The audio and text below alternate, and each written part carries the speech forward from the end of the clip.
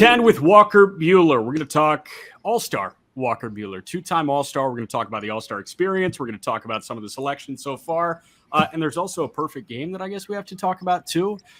What are you drinking today, King? We got something unique. Little smoke wagon out of Vegas. So smoke wagon's a weird one for me. A lot of them, it's actually really rye based. It doesn't say on there. I kind of looked it up and did a little bit of reading. So smoke wagon came out and it was kind of like a mythical thing. And then over the past couple of years, you kind of find them more and more. But they're coming out with a lot of different varieties. And I was reading on their website. They started making some older ones that kind of the rye. I didn't know this, but rye, I guess, ages faster than corn. So they had some trouble at first, and now they're kind of mixing the two and getting better products. But a really cool one and a pretty cool bottle. I don't know if you guys saw the little. Yeah, that's beautiful. Cool. So, yeah, it's a good one. My favorite part was you go to the website, you go to like the description of Smoke Wagon. It's they had no history, no story of finding a recipe in their dead grandfather's shoe, and absolutely no preconceived notion of how many or how any of it should be done. But it's just really good. And sometimes it's that simple. Is Vegas much of a bourbon area? I know nothing compares to Kentucky. I think it's kind of like different now than when I was growing up. But like when we were growing up, it was every drop of bourbon was made in Kentucky, like everyone in the world. And now it's changed a little bit. I think one of the big things was always been the water. We have a lot of limestone in our water, and that kind of changes the flavor of the stuff. I know it's kind of a weird thing, but yeah, for a long time, I think it was all made in Kentucky. But now people are kind of expanding. I know there's some in Colorado and Vegas, and even Tennessee's always been Tennessee whiskey or whatever. But I think they're making some bourbons down there too now. We're doing inside baseball like 5 hours a week on this show, and this is inside water, which is really good.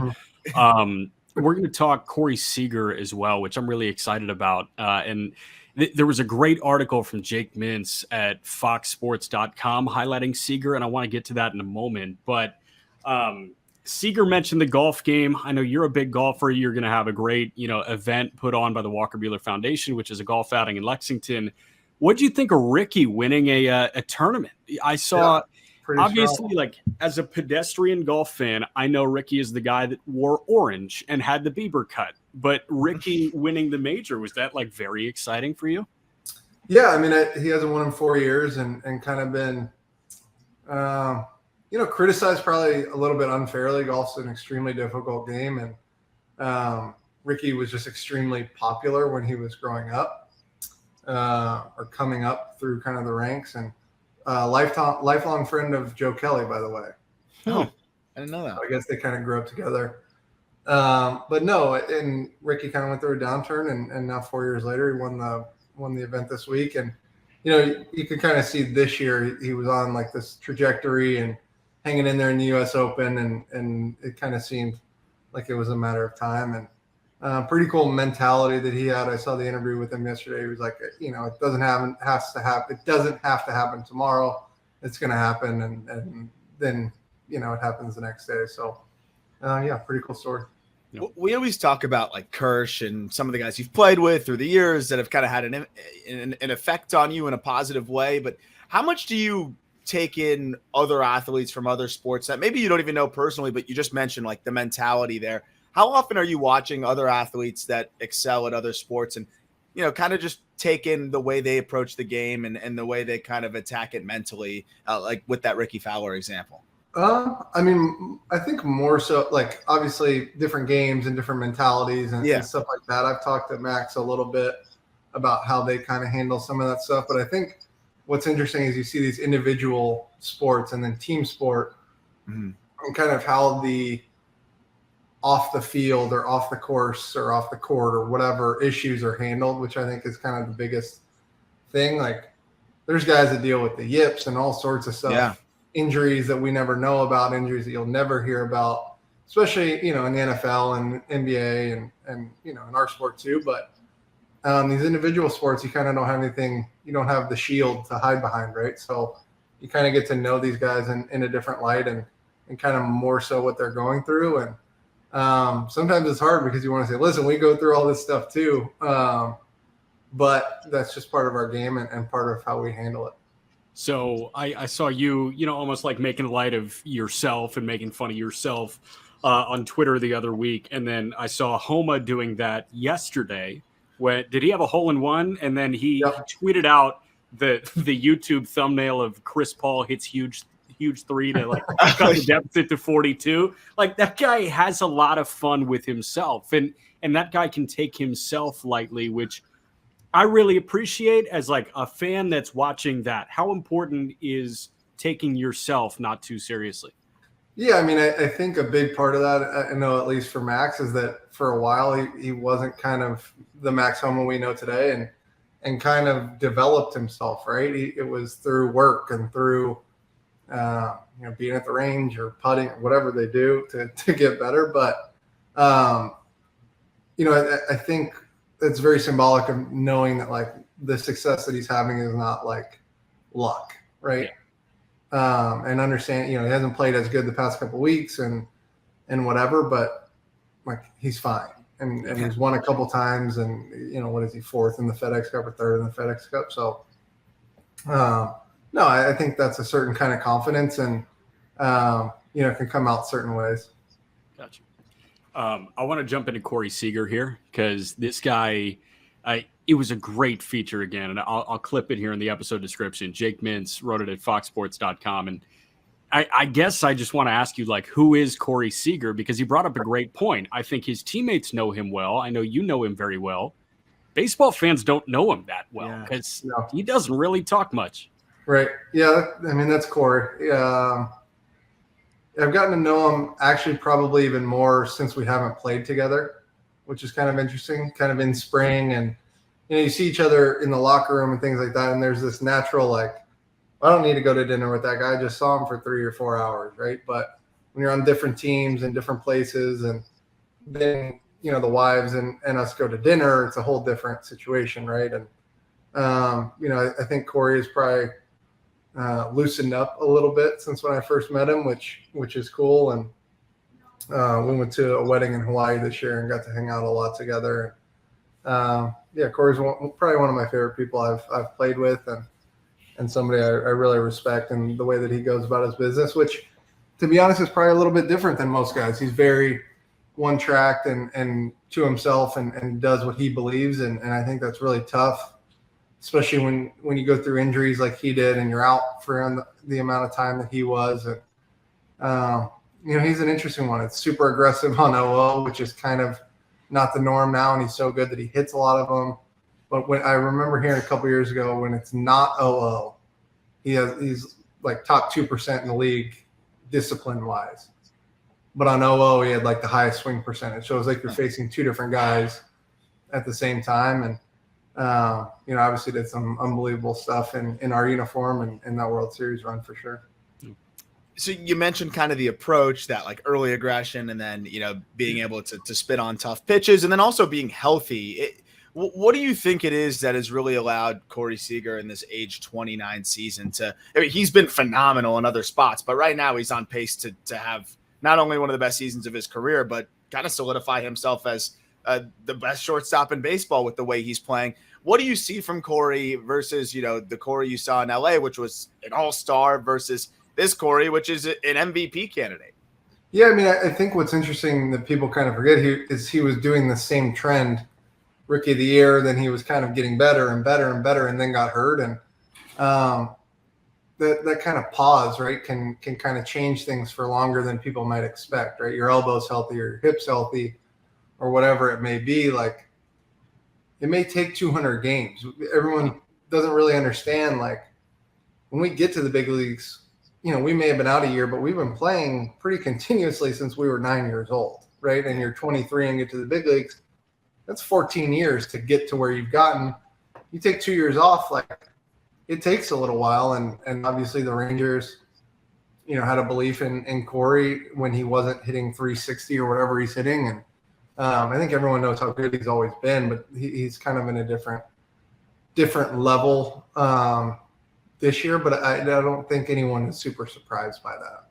So Aram and I have talked to a bunch of guys, and I know Aram has talked to a ton of guys that would probably label themselves as swing obsessed, with the mechanics of the swing and each minute movement within the swing. But reading this article, it feels like Corey takes it to a different level. What kind of obsession did you see with every little detail of perfecting that guy's swing? Because I mean, it's fucking great. Yeah, I mean, I would agree. I haven't really seen. There's a few guys that I've seen that are similar, probably none that are as glaringly obsessed as Corey is. But I think probably most of it is based on like his goals, right? And I think I remember asking like what he's trying to do, what's he looking to feel, and he says he wants to be able to hit every strike hard, which is a crazy goal, right? You think of all the spins and all the locations and all the velocities and all the different things. And I think he truly believes that there's a swing out there that he can achieve, that he can hit any pitch in any area hard. And, I guess it's kind of hard to argue against it the way that he's playing. And, I don't think people really recognize how big Corey is too. Like, Corey's probably in the top 10 largest humans I've played with. And, he just covers everything, but he's short and he just does everything fundamentally so well. And even defensively, he makes a lot of things look really easy that really aren't. Who's the biggest human you've played with? Kenley is up there. Yeah. It's crazy to think that guy was a catcher. Like, it still blows my mind. If there wasn't video proof, I wouldn't believe it. I think he only pitched one game for us. John Axford is a really big man. Mm-hmm. Corey's up there. I'm forgetting someone, but I'm talking guys that are big and like broad. Yeah. Albert Pujols is about as dense a human as I've ever seen. I mean they're up there. I would say Puig's is not a guy I'd want to meet like up the middle. No, that's a specimen there. Yeah. I want to jump to the All Star conversation here because we're closing in on it. It's, we're headed to Seattle. We're going to go to the Futures game, the draft, and the Derby as well, possibly the All Star game. But I mean, for All Stars, it's, a once in your life or 20 times in your life experience, depending on how good you are. But it's probably one of your favorite 2-day stretches as a baseball player, and it's something that you strive for. I'm sure it's also like all systems go for about 48 hours. You're constantly smiling and talking to so many people and meeting with the media and everything. Just if you can walk us through, the 48 hours that you're in the host city for the All-Star game, what does that look like? I mean, I guess going through the first one was when I kind of had all my family and everybody there was in England, and my family's from Kentucky, so they were able to get up there. We landed really late coming from the West Coast. It was like 1 a.m. or something. And so you wake up a little groggy from the flight and other things on the way there. And then you go and do all your stuff and home run derby. And then we went to dinner and kind of went out. There's always these big agency parties and stuff like that that are big time, that are awesome and fun. And I think, kind of really part of the experience, right? And glad that I went to it. When I woke up, I wasn't too happy that I did.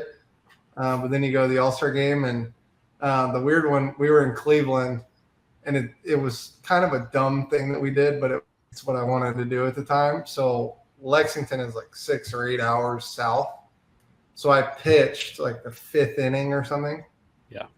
Walked straight in, showered, got to the hotel, got in the car, drove my 2 best friends who were passed out in the back and my wife now. We drove back home to Lexington so that we could stay an extra day at home before I flew back out. So it was probably not the smartest thing we've ever done, but I think we got to the house at like 4:30 in the morning.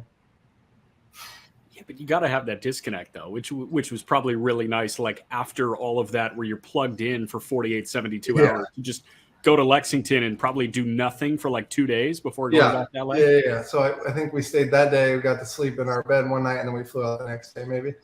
Yeah. But the funniest part of that story, I guarantee he doesn't remember this, but I was a huge Justin Verlander fan growing up, and my delivery, kind of emulated him for a long time.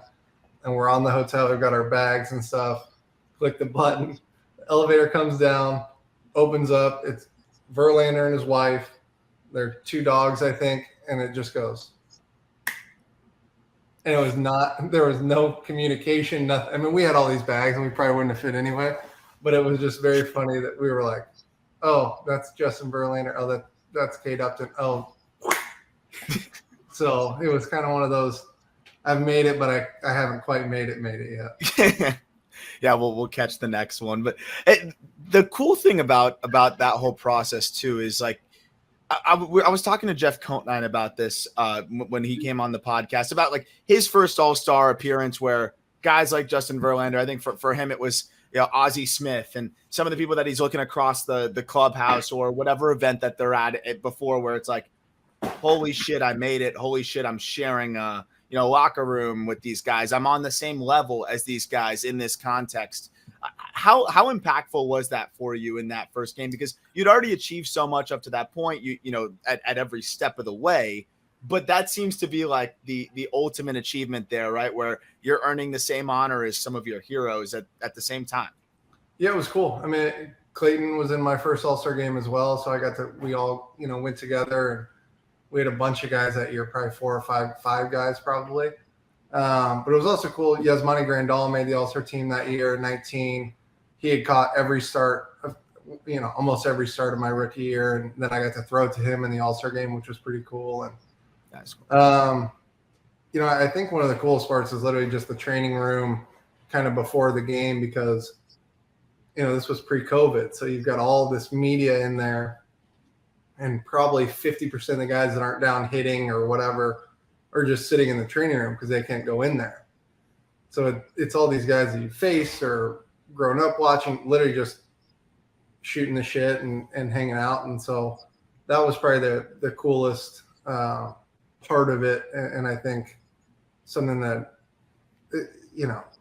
being an All-Star and having your name all over the TV is like cool. But in all honesty, most of us are used to that in some respect, right? But to be in a room like that is something that you don't really get a chance to do very often. And I think that's like the draw of the WBC.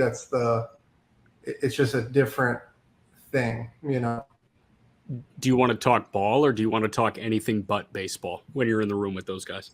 No, I think the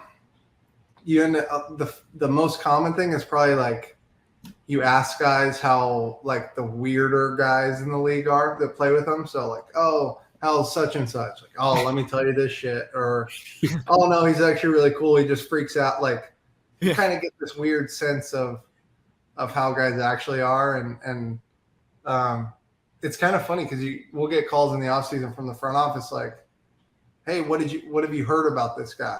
Mm-hmm. And so you actually really have an answer, because you probably asked, if the front office is calling you about those guys, that's probably the guy that you're going to be asking about at the All-Star game, right? And so you get stories and whatever, but it's pretty cool. What was the difference, I guess, with the second one and the first one for you? Because you have the novelty of the first All-Star appearance, and then the second time, the drill. You kind of figure out probably what you like, what you don't like. The All-Star weekend and week always adapts a little bit too. I don't remember the timeline wise, but I think the second one would have been where they now had the draft and kind of turned it into a whole week for you. What are your thoughts on that from a player's perspective? And, how was your experience in the second one? Because I do have some thoughts on the whole week, I guess, from a fan or media perspective, but I'm curious on the player side. We got actually really lucky in 21. Well, I guess lucky and kind of unlucky. Colorado is universally like the hardest place on your body to play. Mm-hmm. And I had started like 3 days or 2 days before we got to the All-Star game. So I was actually the one guy that didn't throw in 21 because Doc was managing, and I was on like day 3. Like, it would have been my bullpen day. It would have been fine. I would have loved to have thrown, but it's like, all right, if everyone else is allowed to throw, then maybe I won't. And so I didn't throw and whatever, just hung out the whole game. But the interesting thing was we opened up in Colorado. So we were in Denver for like 6 days, and we had to move hotels because we moved from the All-Star hotel. back to the team hotel. And I just remember it like being a rough stretch being there for 6 days on my body. You know what I mean? But no, I think I definitely was a little more prepared. I think the first time you're like, they give you a packet or whatever, and you're like in it all day trying to make sure you don't miss anything or whatever. And I think I was late to the media stuff, the second one, and it is what it is. Like, you kind of understand that everyone's there to have fun and kind of enjoy themselves. And it was really cool actually to go into the home side in Denver, because I've played there so many times. They have an unbelievable facility there, and their road side is actually pretty nice, but their home side is one of the better ones I've ever seen.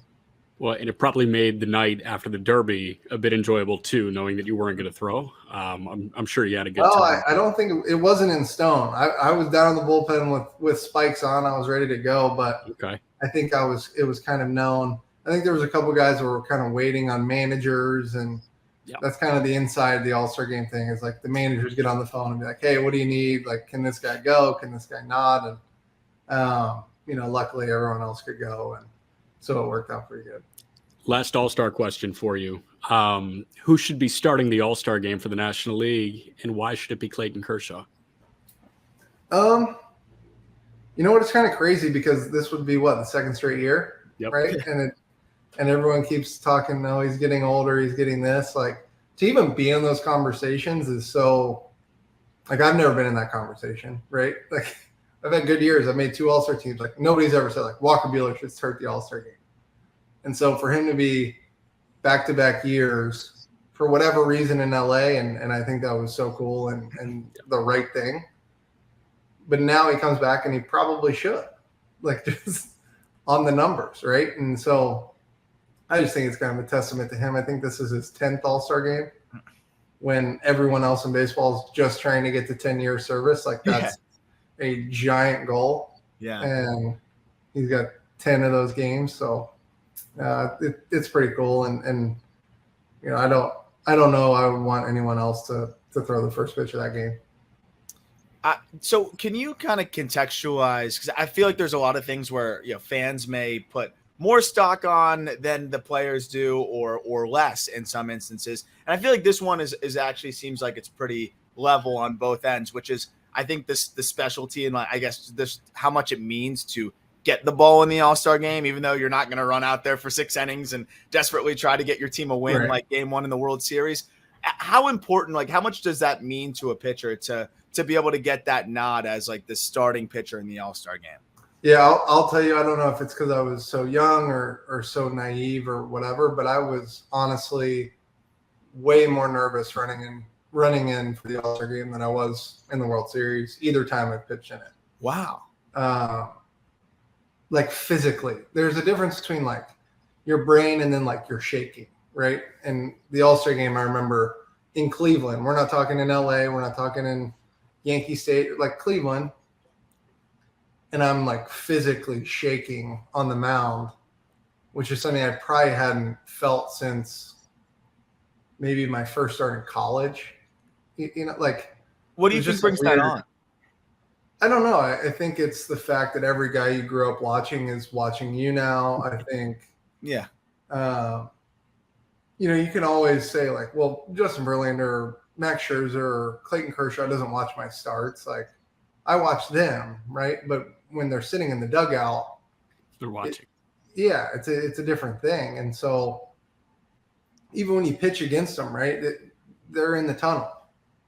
But when they've already thrown and they're sitting in there, and on the American League side, there's all the guys and DeGrom, and it's just like it's a weird kind of feeling and a weird experience for sure. It's also probably a different competitive juice that comes out of you, right? Because in the World Series, it's I'm going to go mow these motherfuckers down. Like, I'm going to go pitch for the LA Dodgers and give them my best. For the National League All-Stars, it's not like you have this overwhelming sense of I've got to kick ass this inning. I would say in 2019 it was different than that, right? We had played Boston in 2018 in the World Series. They had home field. Oh yeah. So there's a little thing of like this kind of means something here because I had just gone through it, right? Mm-hmm. And knowing that had we won, I guess we lost 4-1. We should have won game 4. I was going to throw game 7. Like, I was 23, or just turned 24 years old. Like, or no, yeah, 20, whatever I was. Like, I was going to have to go back and throw game 7 in Boston. Like, there's some weight to that whole thing and some value to the home field thing. And I think it just so happened that it was that year that, you know, had I made the All-Star team in 20, no COVID, whatever, like, I don't think I would have had the same kind of respect for like this game. And then I gave up a run. And so it like made me mad and whatever. But yeah, I think there's definitely some competitive thing to it. I don't know how they could incentivize it much more than they do. But I do think the home run thing is starting to see some real home run derby fields because I mean, you win $1 million or whatever. Like Pete Alonso for a while had made more money in the home run derby than he had as a player. Like like there's some cool stuff going on, and yeah, it's just a special experience. So you teed me up for one more. I'm sorry. You're just putting it in a perfect spot every time. I'm like, I gotta ask one more All-Star question. So that was always one that I couldn't totally figure out where I stood on it because I did kind of agree with you in terms of the bringing a value to the game, you know, other than it just being an exhibition, kind of makes you hold on to it a little bit more. But also there was a part of me that's like, okay, yeah, but this is an exhibition game and that's going to decide who has home field advantage in the World Series. I couldn't totally figure out where I stand on it. I feel like you could give a much better perspective on that as a player who's played in multiple games and been affected at least once by the outcome of the All-Star game. Where do you stand on it? Obviously, it's a moot point now, but I'm just kind of curious because it was such a big topic for so long. Yeah, I mean, you can see what happens to the Pro Bowl, right? Like the Pro Bowl was this cool thing, and when we didn't have Netflix and ESPN Plus and all of this stuff that we could go watch stuff, like Pro Bowl was cool. People watched it, they loved it, and now somewhat meaningless, and like 30% of the players back out of it, right? Yeah. And so the All-Star game having something, you know, whether it's good, bad, or ugly, like it has a pull on the player. I'm like, oh, I had this whole thing set up to go to Cabo, but I snuck in the All-Star game, right? Like that happens. And guys like have vacations ready to go. And I know guys that plan a vacation every year who make the All-Star team every year because it's a superstition of not assuming and all of that stuff. But when you have something that kind of brings a pull to them and, you know, their 3 best friends on other teams all text me like, hey, we'll see you in wherever. I think it kind of brings a different dynamic to it. And, you know, I think we're at a point in baseball, A-Rod says some interesting things and some things that I don't really agree with all the time, but he was talking on the Sunday night game about, you know, needing the stars to show up and because of all this competitiveness and in what people watch. And he may have had a point on that in that this kind of All-Star game home run derby thing, we need the best players to be there and, you know, the most popular players. And I think the commissioner pick thing is a really good thing in terms of getting these guys at the very end of their career that have done it for forever and deserve kind of that send-off thing. And I know with Albert, I think that probably – what happened to him in LA probably provided a spark for his second half of the year and kind of probably reinvigorated him a little bit. And, you know, it just took him going to the home run derby. Right. And then you got to see this kind of special run at the end of the year for him. And so it pays dividends. Right. And I think that's a really cool deal. Now, I don't know how many of those picks it should be. I don't know.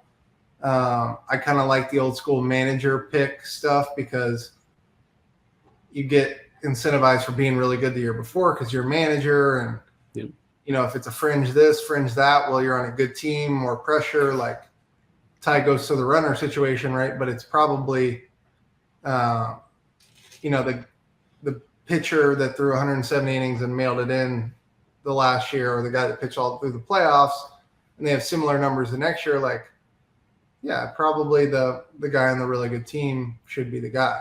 And so I like the little bit of arbitrary, like, no, this guy goes and this, you know, I think it's really cool. And I think that also will help. I think there should be a little bit of like, there should be a certain amount of first-time All-Stars, personally, especially at certain positions, right? Like Will Smith made the All-Star team this year. I personally think it should be a second or third, at least a second. And that position has been really ruled by a few guys for a long time. And I think if their contracts were the same, I think who would you take? You'd probably take Will Smith.